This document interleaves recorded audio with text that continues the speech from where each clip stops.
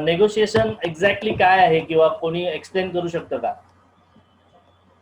जेव्हा दोन पार्टीज एकमेकांशी म्हणजे म्हणतात ना एका प्राइस साठी एकमेकांबरोबर बार्गेन करतात आणि मग त्याच्यानंतर एका प्राइस वरती येतात, जी दोघांसाठी एकदम व्यवस्थित किंवा सामान्य प्राइस असेल. Okay. Win-win situation for both parties. That's good. Win-win situation. Okay. Anything else? Vidya ma'am please. मराठीमध्ये दोन पक्षांमध्ये बोलणी केली जाते रिलेव्हंट टॉपिक वरती. वकिलांच्या भाषेत असंच म्हणतात.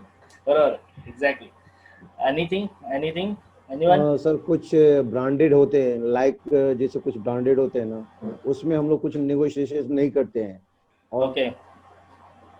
जैसे अनब्रांडेड है जो न्यू मैन्युफैक्चरिंग स्टार्ट किए तो उसमें हम लोग बार्गेन करते हैं बिजनेस के हिसाब से, कितना क्या रेट मिलना चाहिए नहीं मिलना चाहिए. ओके. ब्रांडेड में कोई मतलब नेगोशिएशन नहीं होता है. ओके, ठीक आहे.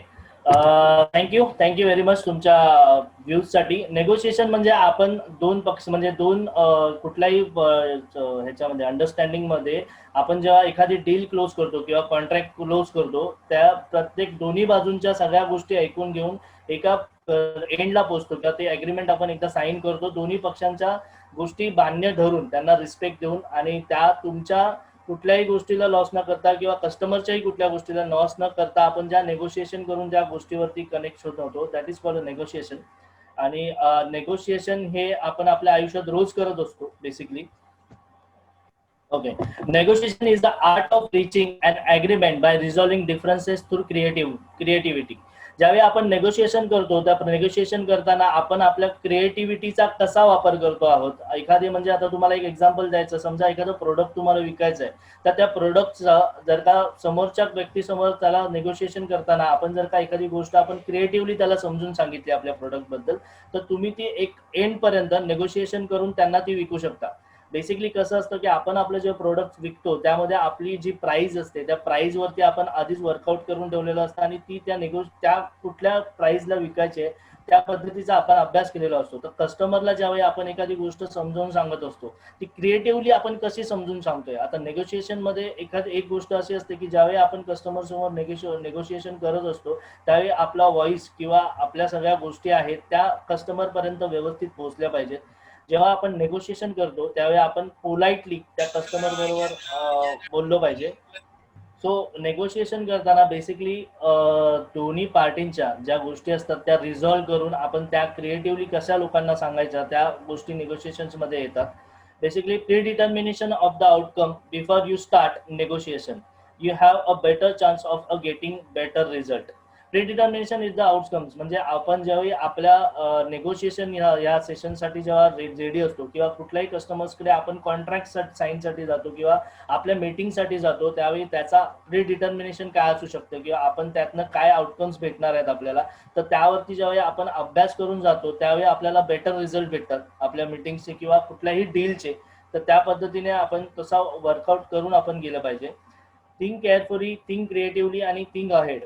थिंक केअरफुली म्हणजे आता तुम्ही ज्यावेळी नेगोशिएशनसाठी समोर असता किंवा एखाद्या कस्टमर बरोबर ज्यावेळी तुम्ही नेगोशिएशन बसलात तर प्रत्येक वेळी तुम्ही तुमच्या सगळ्या गोष्टी केअरफुली केल्या पाहिजेत. बेसिकली कसं असतं की समोरच्या माणसाचं सुद्धा गोष्टी सांभाळून घेतल्या पाहिजेत. तुमचं बिझनेस रिलेशन टिकवून तुम्हाला त्या नेगोशिएशन करायचे असतात. कारण की काय असतं कधी कधी आपल्या गोष्टी आपल्या पद्धतीने होत नाहीत त्यावेळी आपण थोडंसं अँगर होतो किंवा आपण थोडंसं रिव्हर्स जातो. तर त्यावेळी तशा पद्धतीने थोडंसं नाही केलं पाहिजे. केअरफुली तुम्ही तुमच्या सगळ्या डिस्कशन्स केल्या पाहिजेत.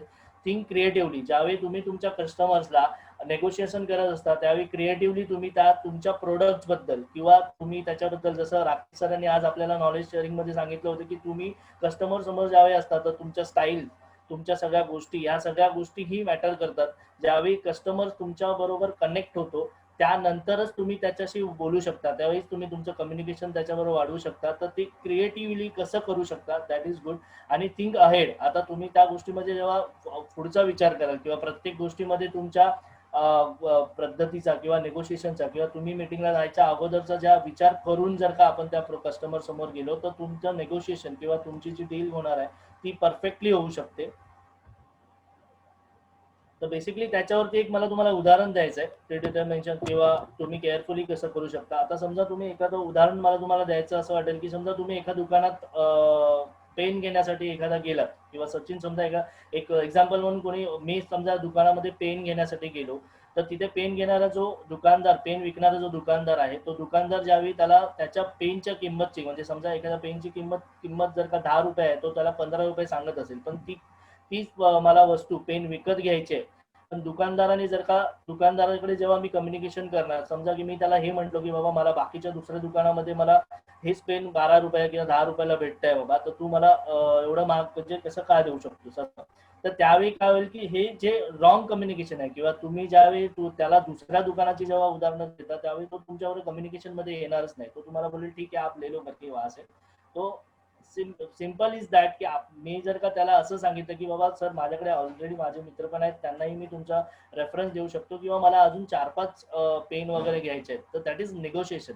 त्या गोष्टीमध्ये ज्यावेळी मी त्यांना हे दाखवेन की सर मलाही तुमच्याकडून अजून भरपूर प्रोडक्ट्स घ्यायचे आहेत किंवा मला तुमच्याबरोबर एक रिलेशन मेंटेन करायचं आहे, तर त्यावेळी तो माणूस नेगोशिएशन करायला रेडी होईल आणि तेच ती गोष्ट तो 12 मध्ये म्हणजे ह्या 12 रुपयामध्ये वगैरे तो त्याच्याशी नेगोशिएशन करून ती गोष्ट विकू शकतो. तर बेसिकली नेगोशिएशन मध्ये काय होतं की दोघांचाही फायदा झाला पाहिजे, विन विन सिच्युएशन असली पाहिजे. तर म्हणजे कस्टमरचाही म्हणजे जो आपण ज्याला विकतोय त्याचाही आणि आपलाही, या दोन्ही गोष्टी आपण लक्षात ठेवूनच मग त्या वर्किंग केल्या पाहिजे. Okay okay, thank you. There are any rules for the negotiation, म्हणजे नेगोशिएशन साठी काही रूल्स वगैरे आहेत का? तर नेगोशिएशन साठी कुठलेही रूल्स नाही आहेत. नेगोशिएशन तुम्ही कुठेही करू शकता आणि कुठल्याही गोष्टीमध्ये तुम्ही नेगोशिएशन करू शकता. There is no rule for negotiation. Ask for a better deal. जर का तुम्ही ask for a better deal in the sense की तुम्ही तुमच्या बेटर डीलसाठी किंवा कुठल्याही गोष्टीसाठी, आता समजा मी ॲज अ कस्टमर कुठल्या गोष्टीकडे जात असेल किंवा समजा मला एखादं इलेक्ट्रिकल वर्क करायचं आहे, तर त्यावेळी मी त्याच्याबरोबर जेव्हा कम्युनिकेशन करणार, तर मला काय बेटर डील देऊ शकतो त्या गोष्टीबद्दल मी विचारणार. That is also a negotiation. त्या गोष्टीमध्येही आपण नेगोशिएशन मध्ये येतो. बी क्रिएटिव्ह. बेसिकली तुम्ही नेहमी तुमच्या गोष्टीबद्दल क्रिएटिव्ह असलं पाहिजे.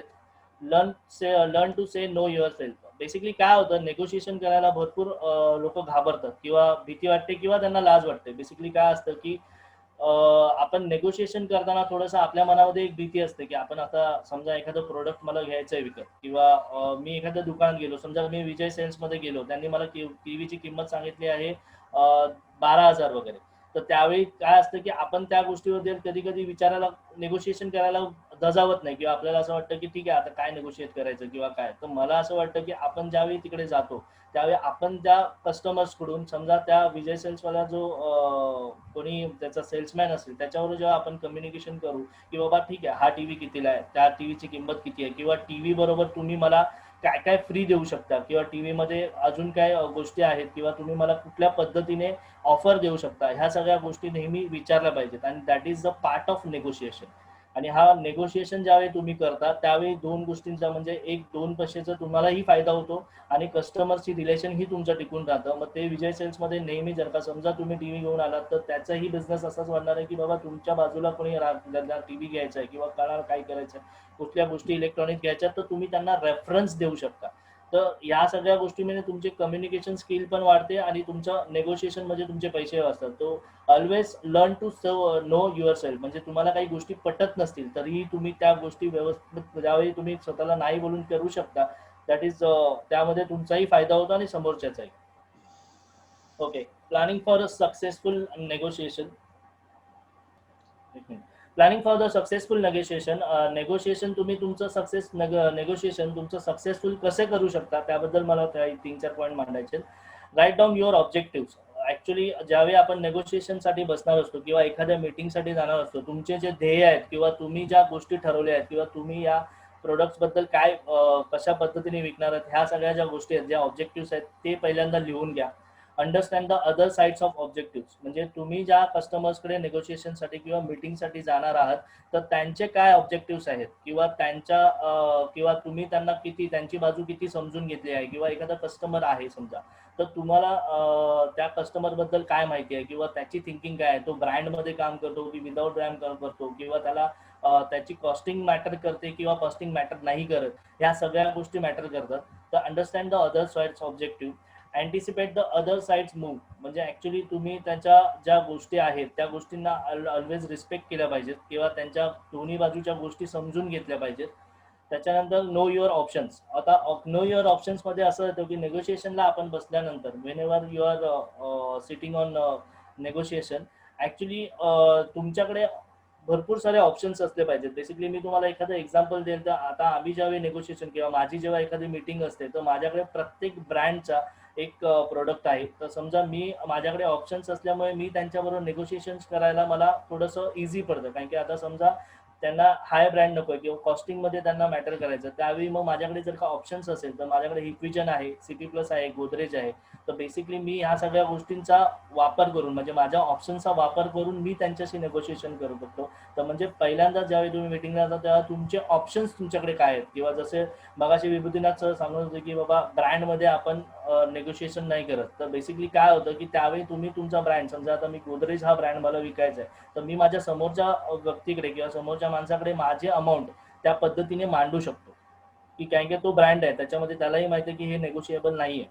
So that is know your options. Determine your settlement range. आता तुम्ही तुमची रेंज जी आहे म्हणजे आता तुमचा जो प्रोडक्ट आहे त्याबद्दल तुमची रेंज काय, आता तुम्ही कितपर्यंत त्या गोष्टीला सेटल करू शकता, बरोबर आहे. त्या गोष्टी पहिल्यांदाच अभ्यास करून तुम्ही त्या कस्टमर समोर जावा, त्यावेळी तुमची नेगोशिएशन परफेक्ट होते. बेसिकली काय होतं की आपण फंडिंगमध्ये आपण आपल्या गोष्टी किंवा व्हॉट एव्हर आपण आपल्या ज्या गोष्टी असतात किंवा आपल्याला निगोशिएशन कुठपर्यंत करायचं आपण सेटल करू शकतो, हे फॉर्मलिंग झाल्यामुळे कधी कधी आपण त्या बिझनेस डील क्लोज होत नाही. तर त्यामुळे डिटरमाइन युअर सेटलमेंट रेंज, म्हणजे तुम्ही कुठल्या लेवलला सेटलमेंट करू शकता ती रेंज तुम्ही हे करा. And know your walk away point. त्याच पद्धतीने तुम्ही कुठल्या पॉईंट पर्यंत स्ट्रेच करू शकता, तुमचा स्ट्रेचिंग पॉईंट काय, what is your stretching point. त्या स्ट्रेचिंग पॉईंट पर्यंत तुम्ही नेऊन जर का तुम्हाला समजा एखादी डील सोडावी लागत असेल तर त्या डीलचा अगोदरच अभ्यास करा की बाबा या स्ट्रेचिंग पॉईंट पर्यंतच मी काम करू शकतो, किंवा whenever I said to customer I will do the work at that price only, म्हणजे मैं ये प्राइस पे ही सर काम कर सकता हूँ, इसके नीचे मेरा स्ट्रेचिंग नहीं हो सकता. तर तो गोष्ट तुम्हाला ऑलवेज माहिती पाहिजे. तर ह्या ज्या गोष्टी आहेत ह्या जर का गोष्टी तुम्ही अभ्यास करून जर का कस्टमर समोर गेलात तर तुम्ही सक्सेसफुल नेगोशिएशन करू शकता आणि ती डील ही सक्सेसफुली क्लोज करू शकता. Okay. Think of recent negotiation in which you have been involve. आता तुम्ही एक्चुअली आपने लाइफ में जो भी नेगोशिएशन किए रहेंगे, तो बेसिकली हम लोग जब कार लेते हैं, घर लेते हैं, होम अप्लायंसेस, लाइक मैंने अभी विजय सेल्स का आपको एक एग्जांपल दिया, तो ये सब चीज़ों में हम लोग negotiation already we are negotiation in every part मतलब आप हम लोग रोज सुबह उठने के बाद शाम तक सोने तक कम से कम 10 चीज़ों में नेगोशिएशन करते ही रहते. तो बेसिकली इनका सैलरी है, बेसिकली सैलरी देते वक्त भी और सैलरी लेते वक्त भी हम नेगोशिएशन करते हैं. तो negotiation is the best part, sorry best is not like but Apna life का एक पार्ट ही है और वो कैसे होना चाहिए. Okay. With contractor for house negotiation for salary negotiation different roles and इसी तरीके से मुझे जो बताना है कि नेगोशिएशंस के डिफरेंट रोल्स एंड रिस्पॉन्सिबिलिटीज होती है. तो different roles means negotiation life में बहुत सारे रोल्स में और रिस्पॉन्सिबिलिटीज के साथ आती है. तो मुझे एक एग्जांपल आपके साथ शेयर करना था फॉर नेगोशिएशन, कि आप नेगोशिएशन के वजह से आप कितना प्रॉफिट में रहते हो या आप क्या बचा सकते हो आपकी लाइफ में. तो मैं एक्चुअली एक एग्जांपल आपके साथ शेयर कर रहा हूँ. आपको दिख रहा है सबको? Yes, sir. yes. Okay. Description में आप देखोगे तो मुझे जब बिफोर नेगोशिएशन उन्होंने जो कॉस्टिंग दी हुई थी, तो आप उसमें 3-4 मतलब जो क्राइटेरियाज है आप देख सकते हो. That is basic cost, transportation to depot जो 2500 है, कलर मेटालिक मेरे को चाहिए होता है तो 5000 एक्स्ट्रा देना पड़ रहा था मुझे वाइट कलर में. उसके बाद ऑक्ट्राई का पैसा उन्होंने 15000 लगाया, इंश्योरेंस का पैसा लगाया, वैट का पैसा लगाया, accessories extra, dealer discount, corporate discount, waiting period and extended warranty for 3 years और fuel at time of delivery. Okay. और फेस्टिवल ऑफर. तो ये सब चीज़ें उन्होंने मुझे, ये क्राइटेरियाज मुझे दिए थे. ठीक है. तो इस चीज़ में अभी मुझे नेगोशिएशन करना है. तो मैंने फर्स्ट ऑफ ऑल क्या किया कि आपको कहाँ नेगोशिएशन आप कर सकते हो, कौन से पॉइंट्स पे आप नेगोशिएशन कर सकते हो, वो पॉइंट्स पहले लिख लो. That is first. आप बेसिक कॉस्ट पे आप नेगोशिएशन नहीं कर सकते हो, उस चीज़ों पे अपने हम लोग हमें पता नहीं होता। ट्रांसपोर्टेशन टू डेपो वो भी हमें हमें उतना कनेक्ट नहीं होते। लेकिन कलर, मेटालिक और नॉन मेटालिक में जो उन्होंने 5000 एक्स्ट्रा दिया है, तो वो पॉइंट्स पे मैं उनके साथ नेगोशिएशन कर सकता था, तो वो पॉइंट मैंने अलग से लिख के लिया। उसके बाद उसमें ऑक्ट्राई का भी जो मैंने उनके साथ अलग से पॉइंट लिख के लिया, क्योंकि पनवेल से मुझे गाड़ी उठानी है, तो मुझे 15,000 जो एक्स्ट्रा लग रहा था ऑक्ट्राई का, वो मेरा चार्जेस कम हो जाएगा। ओके। उसके बाद इंश्योरेंस है। इंश्योरेंस में भी हम लोग ज़्यादा बार्गेनिंग नहीं करते, क्योंकि insurance is the compulsory thing. So वहाँ पे मैंने वो पॉइंट नहीं लिया, वहाँ पे नेगोशिएशन नहीं कर सकता था। VAT is the government tax, वहाँ पे भी आप नेगोशिएशन नहीं कर सकते।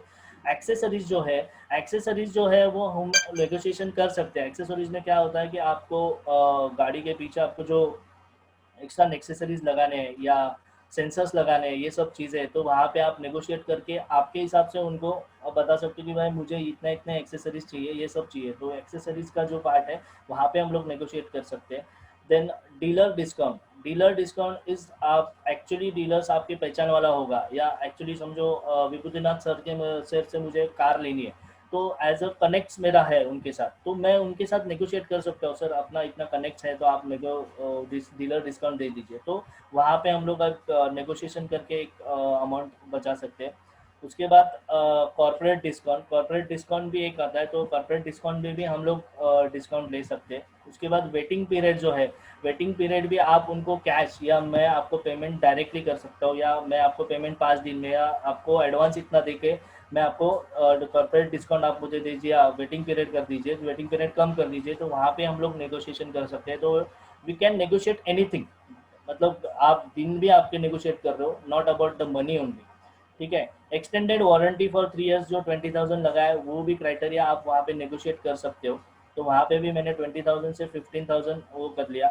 अभी fuel at time of delivery और फेस्टिवल ऑफर, अभी इसमें क्या होता है कि ये चीज़ें जब हम लोग गाड़ी लेने जाते हो, तो एक्चुअली आपने देखा रहेगा कि जो डीलर्स होते हैं वो गिफ्ट वाउचर देते हैं। तो मुझे बोलना है कि आप गिफ्ट वाउचर लेने से अलग है, उनको बता दीजिए कि मुझे इतना, जब आप डिलीवरी करोगे तो इतना पेट्रोल वगैरह आप मुझे डाल के दीजिए, या आपका जो फेस्टिवल ऑफर है वो ऐड करके मुझे दीजिए। तो वहाँ पे आप और नेगोशिएशन करके अपना पैसा बचा सकते हो। तो बेसिकली ये सब क्राइटेरिया को लेके ये जो पॉइंट्स है मैंने वो अलग से निकाले, और उसमें से जो नेगोशिएशन प्राइस आप देख रहे हो पेपर्स में, मतलब जो फिगर्स में है, it is 55,800। So we negotiate at the end of 55,800 and that is a satisfaction value. तो मुझे ये बोलना है कि जब आप नेगोशिएशन कर रहे हो तो उस चीज़ के लिए पहले से पढ़ाई कीजिए, या व्हाटएवर जो पॉइंट्स पे आप नेगोशिएशन कर सकते हो वो चीज़ें पहले से लिख के दीजिए। तो एक चीज़ आप, मतलब आपके लाइफ के जो अमाउंट्स है या बेसिक चार्जेस है वो आप बचा सकते हो। ओके। Yes sir. या इसमें कुछ बोल सकता हूँ सर मैं?